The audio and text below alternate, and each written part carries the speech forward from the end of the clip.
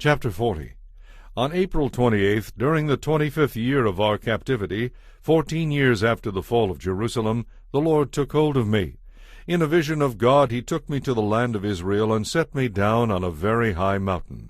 From there I could see what appeared to be a city across from me toward the south.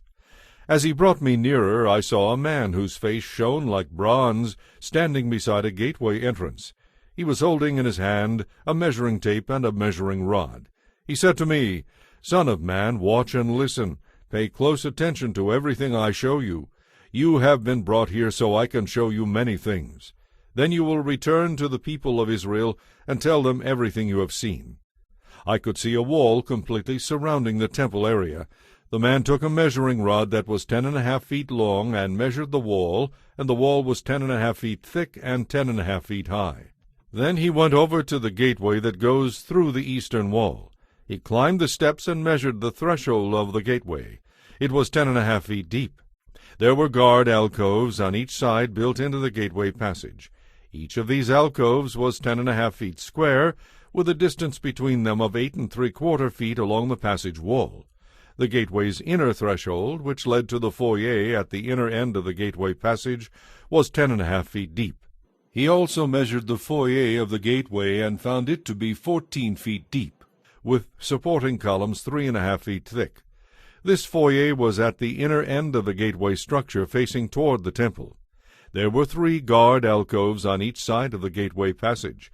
Each had the same measurements, and the dividing walls separating them were also identical. The man measured the gateway entrance, which was 17.5 feet wide at the opening, and 22¾ feet wide in the gateway passage. In front of each of the guard alcoves was a 21-inch curb. The alcoves themselves were 10.5 feet square. Then he measured the entire width of the gateway, measuring the distance between the back walls of facing guard alcoves. This distance was 43¾ feet. He measured the dividing walls all along the inside of the gateway up to the gateway's foyer. This distance was 105 feet. The full length of the gateway passage was 87.5 feet from one end to the other. There were recessed windows that narrowed inward through the walls of the guard alcoves and their dividing walls. There were also windows in the foyer structure. The surfaces of the dividing walls were decorated with carved palm trees. Then the man brought me through the gateway into the outer courtyard of the temple. A stone pavement ran along the walls of the courtyard, and 30 rooms were built against the walls opening onto the pavement. This pavement flanked the gates and extended out from the walls into the courtyard the same distance as the gateway entrance. This was the lower pavement. Then the man measured across the temple's outer courtyard between the outer and inner gateways. The distance was 175 feet. There was a gateway on the north, just like the one on the east, and the man measured it. Here, too, there were 3 guard alcoves on each side, with dividing walls and a foyer. All the measurements matched those of the east gateway. The gateway passage was 87.5 feet long and 43¾ feet wide between the back walls of facing guard alcoves. The windows, the foyer, and the palm tree decorations were identical to those in the east gateway. There were 7 steps leading up to the gateway entrance, and the foyer was at the inner end of the gateway passage.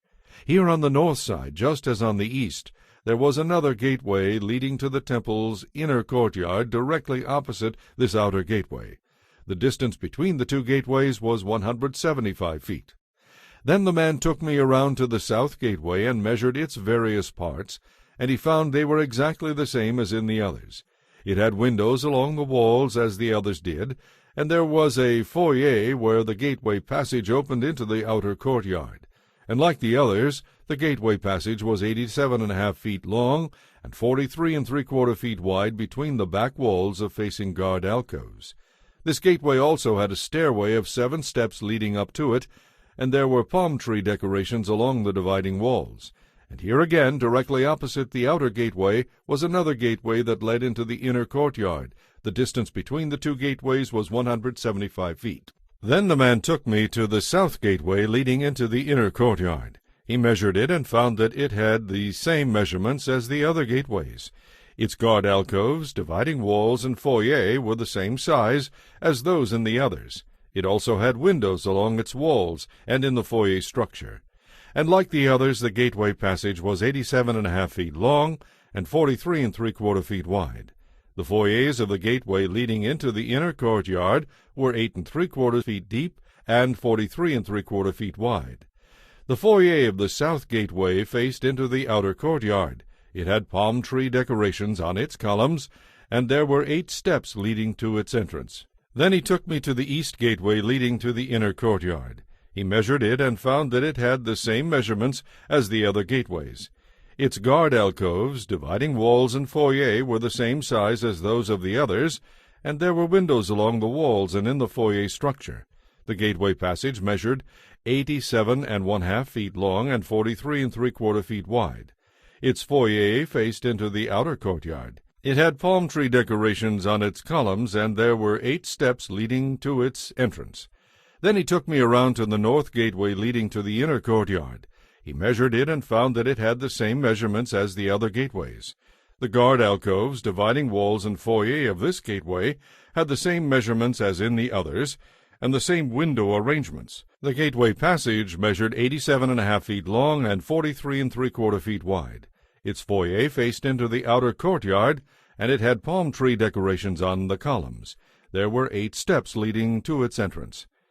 A door led from the foyer of the inner gateway on the north side into a side room where the meat for sacrifices was washed before being taken to the altar. On each side of this foyer were 2 tables where the sacrificial animals were slaughtered for the burnt offerings, sin offerings, and guilt offerings. Outside the foyer, on each side of the stairs going up to the north entrance, there were 2 more tables.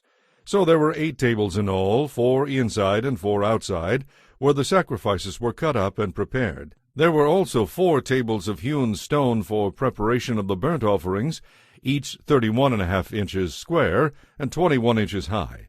On these tables were placed the butchering knives and other implements, and the sacrificial animals. There were hooks, each 3 inches long, fastened to the foyer walls, and set on the tables where the sacrificial meat was to be laid. Inside the inner courtyard there were 2 one-room buildings for the singers, one beside the north gateway facing south, and the other beside the south gateway facing north. And the man said to me, "The building beside the north inner gate is for the priests who supervise the temple maintenance. The building beside the south inner gate is for the priests in charge of the altar, the descendants of Zadok, for they alone of all the Levites may approach the Lord to minister to him." Then the man measured the inner courtyard and found it to be 175 feet square. The altar stood there in the courtyard in front of the temple.